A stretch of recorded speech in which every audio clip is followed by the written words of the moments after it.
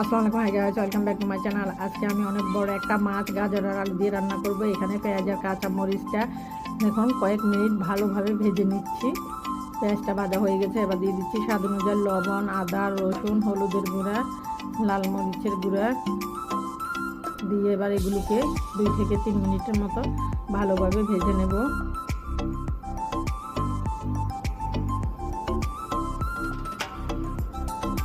দেখুন আমার মশলাটা ভাজা হয়ে গেছে।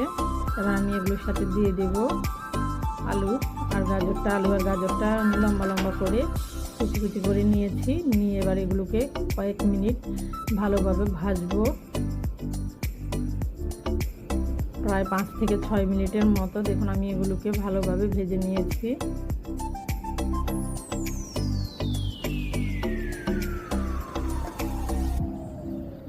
গাজর আর আলুটা ভাজা হয়ে গেছে, এবার আমি এগুলোর সাথে দিয়ে দিব টমেটোটা দিয়ে আবার এগুলোকে আমি কয়েক মিনিট ভালোভাবে ভাজবো।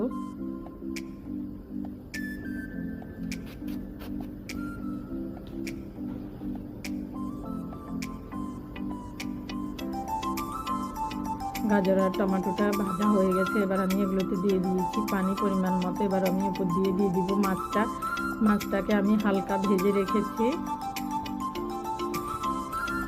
মাছটা দিয়ে দেখুন আমি এটাকে এবার একটু চেপে দেবো। দেখুন কতগুলো ঝোল বেরিয়েছে। এই ঝোলটা একেবারে মাখা মাখা করলে আমি নামিয়ে ফেলবো। প্রায় 10-15 মিনিটের মতো এগুলোকে আমি ভালোভাবে জাল দিয়েছি।